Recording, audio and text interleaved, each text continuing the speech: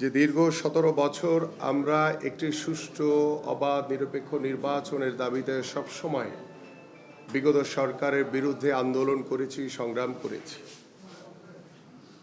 আজকে আমাদের যখন ১২ই ফেব্রুয়ারি একটি অবাধ সুষ্ঠু নিরপেক্ষ নির্বাচনের মাধ্যমে জনগণের সরকার প্রতিষ্ঠিত করার জন্য আমরা যেই সাধারণ মানুষের ভোটের উপস্থিতিতে যখন সাধারণ মানুষ ভোট দিতে উপস্থিত হয়েছে এবং সাধারণ মানুষের ভোটের মাধ্যমে আমরা একটি জনগণের সরকার প্রতিষ্ঠিত করতে যাচ্ছি, কিন্তু খুব দুর্ভাগ্যের সাথে বলতে হয়, বিশেষ করে ঢাকা শহরগুলোতে সরকারি মদদে এবং সরকারের যারা প্রশাসনের মদদে একটি দলকে ঢাকা শহরের বিশেষ কিছু কিছু আসনে সুযোগ সুবিধা দেওয়ার চেষ্টা করেছে এবং সেই সুযোগ সুবিধা দেওয়ার মাধ্যমে আমার ঢাকা ১৬ আসনের সাধারণ মানুষ সকাল থেকে স্বতঃস্ফূর্তভাবে তারা সকলেই ভোট প্রদান করেছে এবং আমি যখন প্রতিটি ভোট কেন্দ্রে গিয়েছি, অনেকেই আপনারা আমার সাথে ছিলেন এবং সেখানে প্রত্যেকেই বের হয়ে এসে বলেছে যে ভাই, আমরা সবাই আপনি আমাদের এলাকার সন্তান, আপনাকে আমরা স্বতঃস্ফূর্তভাবে ভোট দিয়েছি ধানের শীষে। এবং আমি নিজেও দেখেছি যে মানুষের যে স্বতঃস্ফূর্ত অংশগ্রহণ, সেটা আমাকে অত্যন্ত উদ্বেলিত করেছিল। কিন্তু যখন সময় গড়াচ্ছিল, আমি অনেকগুলো ভোট কেন্দ্রে গিয়ে দেখেছি যে ভোটাররা লাইনে দাঁড়িয়ে আছে, এক একজন ৩ ঘন্টা ৪ ঘন্টা পর্যন্ত দাঁড়িয়ে আছে, কিন্তু তারা ভোটটি প্রদান করতে পারছে না। বিশেষ কিছু কিছু কেন্দ্রে লক্ষ্য রেখে সরকারের পক্ষ থেকে এবং ভিতরে যারা প্রিজাইডিং অফিসার, সহকারী প্রিজাইডিং অফিসার রয়েছেন, পোলিং অফিসার রয়েছেন, তাদের সরাসরি মদদে ভোট গ্রহণ স্লো করা হয়। আপনারা ভোটের কাস্টিং দেখলেই বুঝতে পারবেন যে আমার যেখানে ৪ লাখের উপরে ভোট, সেখানে আমার 50% ভোটও কাস্ট হয়নি। এবং আমি ভেবেছিলাম যে হয়তোবা 2টি করে ভোট দিতে হচ্ছে, যার কারণে হয়তোবা কিছুটা স্লো হয়েছে। কিন্তু দুপুরের পর থেকে যেভাবে ভোটারদের উপস্থিতি ছিল, ভোটারদের উপস্থিতির যেটা আমরা প্রত্যাশা করেছিলাম দুপুরের পর থেকে, সেই প্রত্যাশিত ভোটাররা কিন্তু কেউ উপস্থিত হয়নি। এটির বিশেষ কিছু কারণ রয়েছে। কিছু কিছু জায়গায় বিচ্ছিন্ন কিছু ঘটনার মাধ্যমে লাঠিচার্জের কারণে ভোটাররা ভয়ভীতি পেয়েছে, যারা উপস্থিত হতে পারেনি। অনেক জায়গায় দীর্ঘ লাইনের কারণে তারা দীর্ঘক্ষণ ভোট প্রদান থেকে বিরত ছিল, যার কারণে তারা ভোট কেন্দ্রে উপস্থিত হয়নি। এবং সবচেয়ে বড় যে বিষয়টির জন্য আজকে আমরা এখানে উপস্থিত হয়েছি, যেখানে আমাদের ঢাকা ১৬ আসনের ধানের শীষের বিজয় সুনিশ্চিত ছিল, যখন আমরা ভোট গ্রহণ শেষ হয়েছে, ভোট গণনার পর থেকে আমরা দেখেছি আসল ইঞ্জিনিয়ারিংটা করা হয়েছে একটি দল জামাতের পক্ষে। জামাতের প্রার্থীকে বিজয়ী করার জন্য তারা যেভাবে 8টি থেকে 10টি কেন্দ্রকে টার্গেট করে তারা কাজ করেছে। এবং এখানে দেখা গেছে যে আমাদের যারা এজেন্ট ছিল, তাদেরকে কিছু কিছু জায়গায় বের করে দেওয়া হয়েছে জোর করে, যে আপনাদের এখানে কোনো কাজ নেই, চলে যান। অনেকে হয়তো বা ভয়ভীতি দেখিয়ে তাদেরকে বের করে দেওয়া হয়েছে। অনেকে রেখেছে, কিন্তু তাদেরকে দূরে বসিয়ে রেখেছে, কি ভোট গণনা হচ্ছে, কি করছে কিছুই জানে না। এবং তার ভিতরে অন্যতম যে আমি 2-1টি প্রমাণ আপনাদের কাছে একদম সচক্ষে স্ক্রিনে দেখাতে চাই, আমি দেখিয়ে আপনাদেরকে ব্যাখ্যা করতে চাই, তাহলে আপনাদের বুঝতে সহজ হবে। আমি যদি প্রথমেই একটি ভিডিও দেখাই, ভিডিওটি যদি আপনি দেখেন যে প্রিজাইডিং অফিসার কিভাবে সিল মারছে ভোটে, আপনারা একটু দেখার চেষ্টা করেন।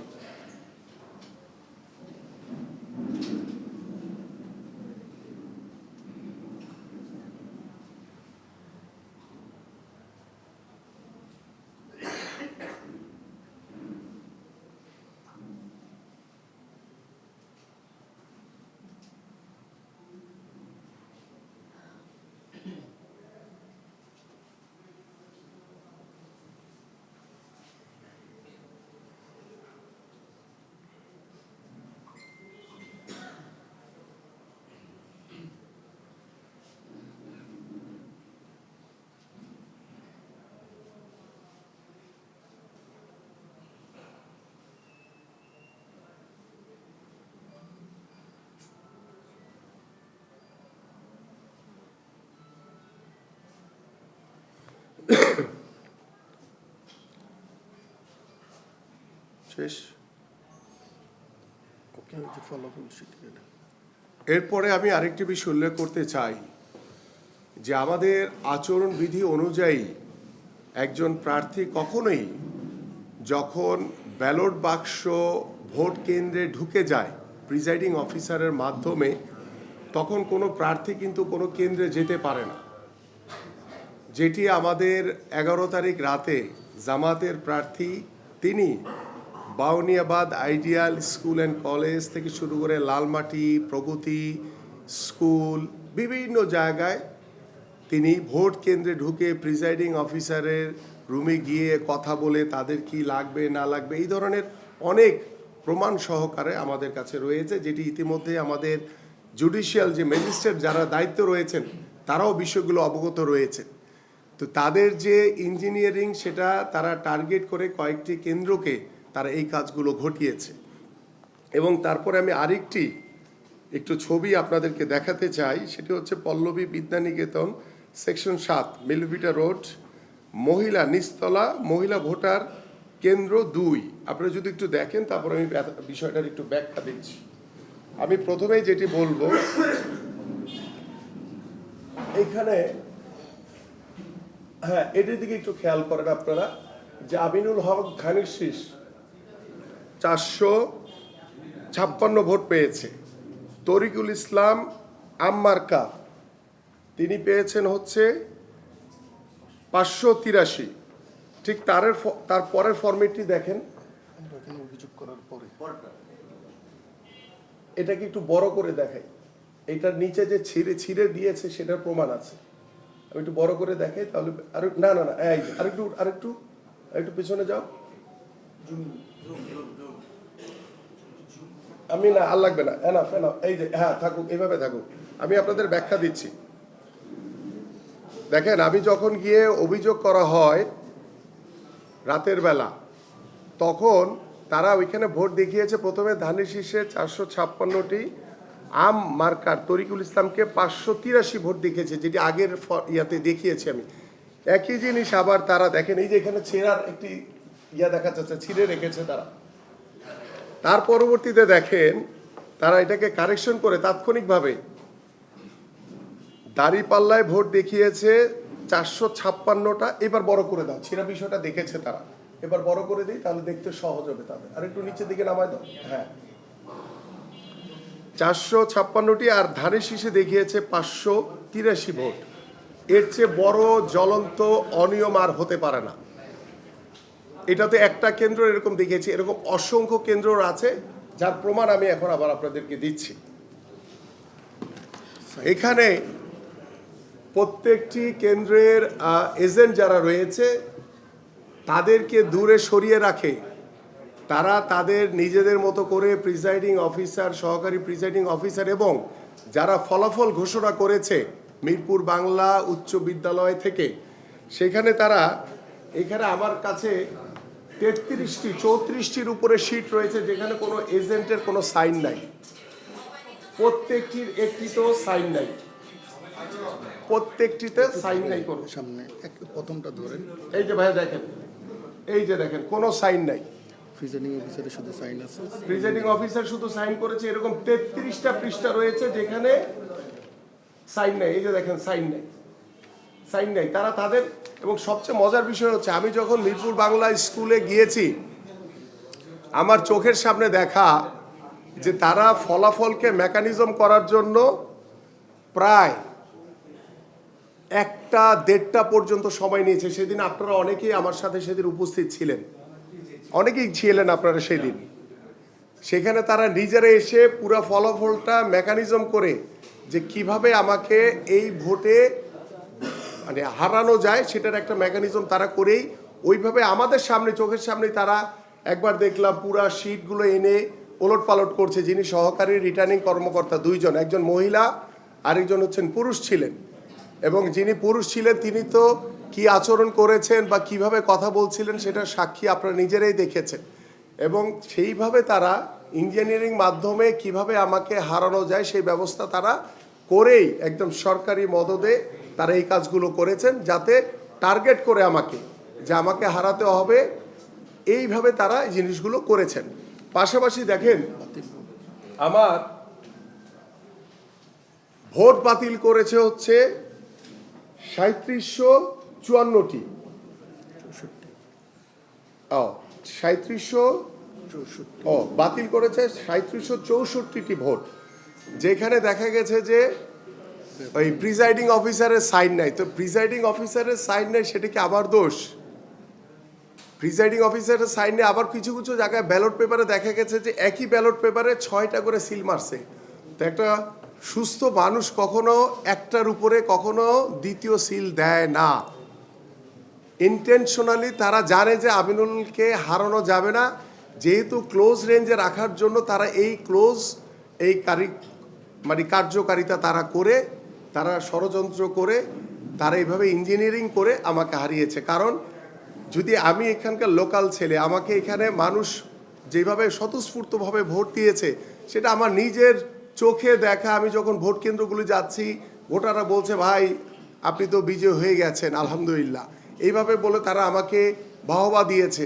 কিন্তু যখন ভোট গণনা শেষে যখন রেজাল্ট দেখেছে, আমি অনেক সাধারণ মানুষকে দেখেছি তারা অঝরে কেঁদেছে আমার জন্য। এবং আজকে পর্যন্ত আমি দেখেছি যারা আমার বাসায় এসে সাধারণ মানুষরা তারা হতাশাগ্রস্ত হয়ে তারা বিমর্ষ অবস্থায়, গতকালকে আমি দেখেছি জুমার নামাজ তারা অনেকে পড়তে যায়নি, শত শত মানুষ তারা এখানে বসে কেঁদেছে। আমার কথা হচ্ছে যে আমরা দীর্ঘ 17 বছর একটি সুষ্ঠু নির্বাচনের অপেক্ষায় রয়েছি। সেটা ইন্টেনশনালি আমাকে টার্গেট করে যেভাবে তারা মেকানিজম করে তারা আমাকে হারিয়েছে, আমি এইটার জন্য ইতিমধ্যে গতকালকে আপনারা সকলেই অবগত আছেন যে আমরা নির্বাচন কমিশন এবং রিটার্নিং কর্মকর্তার বরাবর আমরা চিঠি দিয়েছি যে ভোট পুনর্গণনা করা হোক, পাশাপাশি পুনর্গণনা না হওয়া পর্যন্ত এটার গেজেট স্থগিত করা হবে এবং আমি পুনর্নির্বাচন চাই।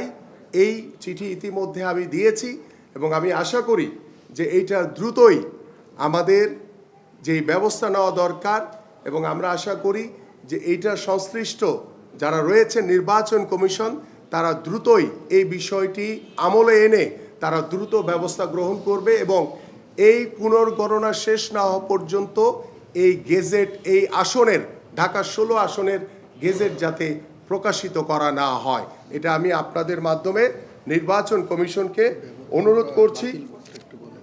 এবং এখানে আমাদের যে পোস্টাল, এখানে আমি একটি বিষয় বলি, এখানে আমার সাথে ব্যবধান দেখা যাচ্ছে, তারা যে ইঞ্জিনিয়ারিং করেছে সেখানে ব্যবধান দেখা যায় 3361 ভোটের ব্যবধানে আমাকে হারিয়েছে।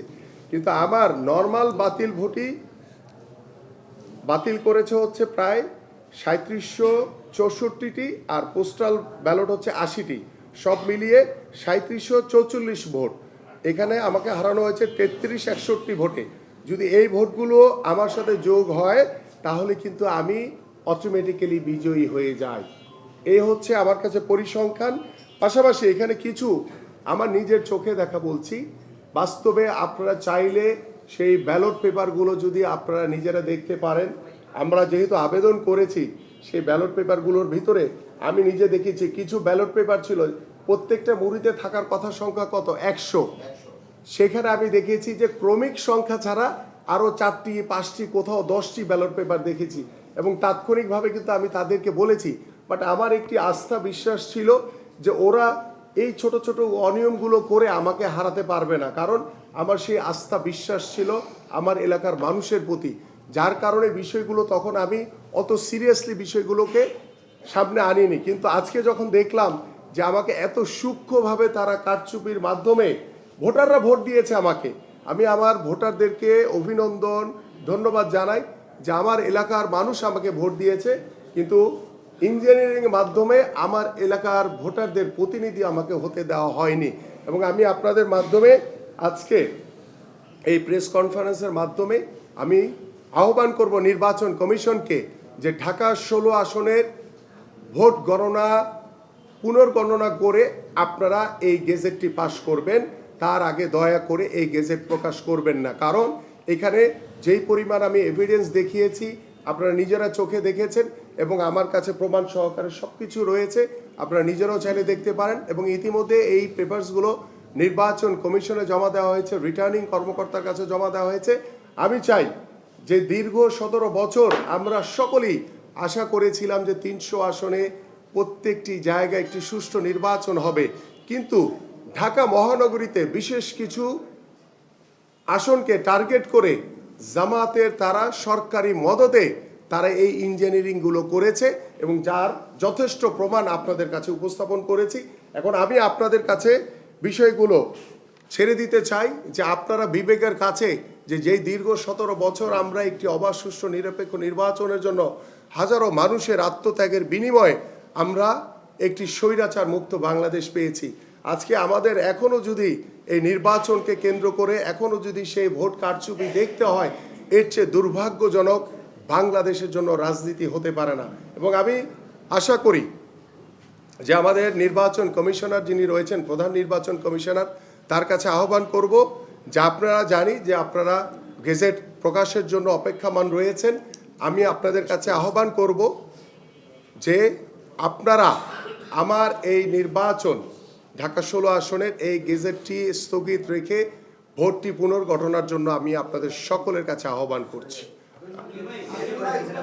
প্রশ্ন নিয়েন না, এলাকার বাইরে কথা বলেন। আচ্ছা, যাই হোক, আমার অবগত ছিলাম না আমি যেহেতু একটু আগে এসেছি যে গেজেট প্রকাশ হয়েছে, যদি হয় তো আমি নির্বাচন যে কমিশনার রয়েছে আপনাদের মাধ্যমে জানাতে চাই যে এটি আইনি প্রক্রিয়ার ভিতরে আমি আশা করি যে আমার এই ঢাকা 16 আসনে ভোট পুনর্গণনা করার জন্য তাদের কাছে আহ্বান করব এবং সেই আহ্বান করার মাধ্যমে প্রধান নির্বাচন কমিশন চাইলে এই গেজেটটি স্থগিত করে তিনি আবার এটি পুনর্গণনা তিনি করতে পারেন। আমি সেটি আপনাদের মাধ্যমে প্রধান নির্বাচন কমিশনারের কাছে আহ্বান করছি।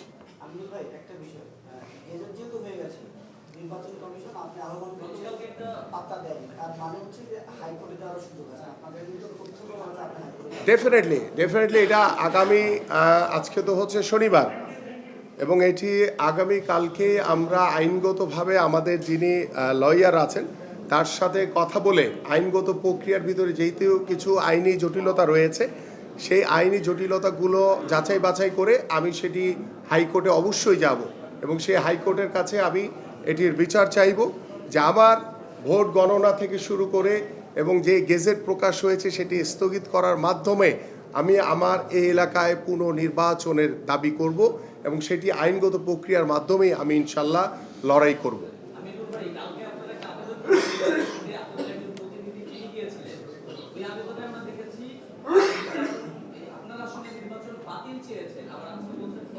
আমি সব কিছু মিলিয়ে বলছি যে নির্বাচন বাতিল, যেহেতু গেজেট প্রকাশ হয়ে গেছে, নির্বাচন বাতিল, পুনর্গণনা, পাশাপাশি পুনর্নির্বাচন সব কিছুই আমি আহ্বান করছি আপনাদের মাধ্যমে নির্বাচন কমিশনের কাছে, যাতে এটি এবং আমি এটির জন্য আইনি যে লড়াই, সেই আইনি লড়াইয়ের জন্য আমি প্রস্তুত রয়েছে এবং আমাদের হাইকোর্টের কাছে আমি সেই আবেদনগুলো ইনশাল্লাহ করব। ধন্যবাদ, থ্যাংক ইউ। যারা ক্রীড়ামন্ত্রী বা মন্ত্রীর স্বপ্ন দেখেছিলেন তারা আপনি বলছেন নির্বাচন চলাকালীন সময় তো আপনাকে অনেকে ভাবছিলেন আপনি আসলে মন্ত্রী হবেন, সো এটা আপনি একটু ব্যাখ্যা দিবেন। এটা আসলে আসিফের মতো এত ছোট মানুষ, বয়সে অনেক তরুণ, অল্প বয়সে অনেক বড় দায়িত্ব পেয়ে গেছে। আসলে ওর কথাবার্তার কোনো লাগামহীনতার কারণে আসলে আমাদের স্পোর্টস অনেকভাবেই ক্ষতিগ্রস্ত হয়েছে। আমি আসলে আসিফের কোনো বিষয় নিয়ে কোনো মন্তব্য করতে চাইনি, কারণ টোটাল ইঞ্জিনিয়ারিংটা ছিল আমাকে টার্গেট করে। সেখানে ধরেন এনসিপি থেকে শুরু করে জামাত এবং সরকারের সরাসরি মদতেই কিন্তু এই ঘটনাটাই ঘটিয়েছে তারা কারচুপি, এবং সেটার অসংখ্য প্রমাণ আমি আপনাদের সামনে উপস্থাপন করেছি। এবং আমি আশা করি যে জনগণ যেহেতু আমার সাথে রয়েছে এবং আইনি প্রক্রিয়ার মাধ্যমেই আমি ন্যায় বিচার আমি আমার হাইকোর্টের কাছে যাব, ইনশাল্লাহ আমি দৃঢ়ভাবে বিশ্বাস করি যে আমার ন্যায় বিচার আমি ইনশাল্লাহ ফিরে পাবো ইনশাল্লাহ।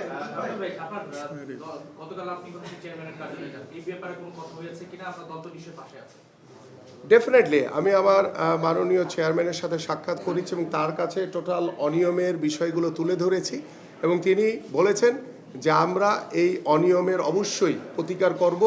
যেখানে যেখানে আমাদের অনিয়ম হয়েছে, যেখানে যেখানে কারচুপি দেখা দিয়েছে, সেগুলো তথ্য প্রমাণ সহ আমরা সরকারের কাছে, আমরা নির্বাচন কমিশনের কাছে, আমাদের মহামান্য হাইকোর্টের কাছে আমরা সেই আবেদনের মাধ্যমে আমরা ন্যায় প্রতিষ্ঠা করব ইনশাল্লাহ। Thank you. ওর কথাটা ধরে একটু বলতে চাই, ক্রীড়ামন্ত্রীর কথা উনি বলছিলেন। শেষ পর্যন্ত যদি আসলে আপনার যে দাবিটা সেটা যদি মানা নাও হয়, তারপর আমরা টেকনোক্রেট একটা পথ জানি, সেক্ষেত্রে আপনার বিবেচনা সেটা থাকবে? দেখেন, এটা আমাদের শপথ গ্রহণ হবে, যেহেতু বাংলাদেশ জাতীয়তাবাদী দল বিএনপি সরকার গঠন করতে যাচ্ছে, ইতিমধ্যে গেজেট প্রকাশ হয়েছে। আমি আশা করি যে সেটা আমাদের যিনি আগামীর যিনি মাননীয় প্রধানমন্ত্রী হতে যাচ্ছেন তিনি সিদ্ধান্ত দিবেন। আমি তার সিদ্ধান্তের অপেক্ষায় রয়েছি, যে তিনি কি চিন্তা করবেন আমাকে নিয়ে, আমি সেইটি তার উপরই ছেড়ে দিয়েছি। তিনি যেই সিদ্ধান্ত দিবেন আমি সেটি মাথা পেতে নেব।